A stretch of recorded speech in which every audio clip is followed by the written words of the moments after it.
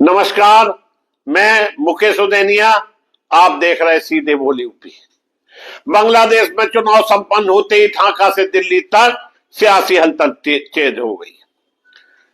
आखिरकार किसकी सरकार बनी? शेख हसीना की वापसी से भारत को फायदा हो गया, नई मुश्किल खड़ी होंगी? क्या सीमा पर घुसपैठ रुकेगी और क्या तेजता समझौता बनेगा मोदी सरकार के लिए अग्नि परीक्षा? आइए समझते हैं पूरा मामला। बांग्लादेश में चुनाव के बाद सत्ता की कमान फिर से आवामी लीग के हाथ में जाती दिख रही है। पार्टी की सबसे बड़ी पहचान शेख हसीना।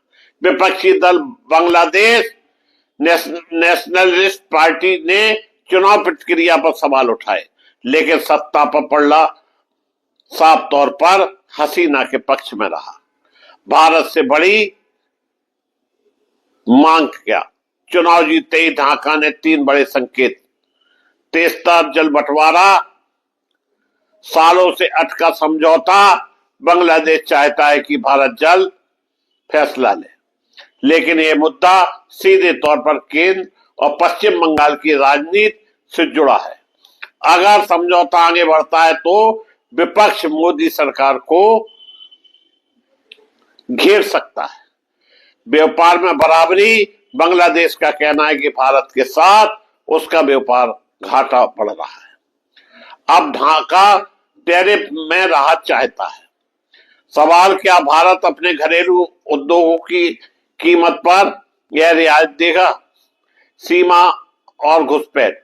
भारत में सबसे बड़ा मुद्दा दोस्तों घुसपैठ। हसीना सरकार के दौरान आतंकवाद पर सख्ती दिखी थी, लेकिन क्या नई पारी में सीमा पूरी तरह शांत रहेगी? यह बड़ा सवाल। मोदी सरकार पर क्या असर पड़ेगा?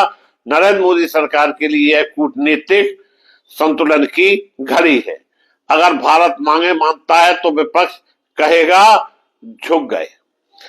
अगर टालता है तो ढाका में भारत विरोधी सुर तेज हो सकते हैं और इसका फायदा उठा सकता है चीन। यानी यह सिर्फ विदेशी नीति नहीं, घरेलू राजनीति का भी मसला है। भारत के लिए फायदेमंद या चुनौती? आवामी लीग का ट्रैक रिकॉर्ड भारत के लिए सकारात्मक रहा। सुरक्षा और कनेक्टिविटी में सहयोग बढ़ा।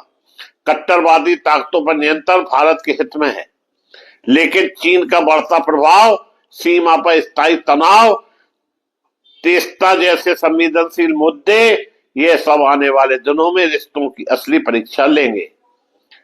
तो क्या बांग्लादेश में हसीना की जीत भारत के लिए राहत है या नई शर्तों के साथ दोस्ती?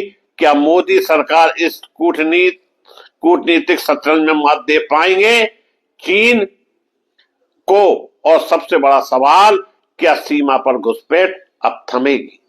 नजर रहेगी ढाका से दिल्ली तक, क्योंकि यह सिर्फ चुनाव का नतीजा नहीं, दक्षिण एशिया की सियासत का नया अध्याय है।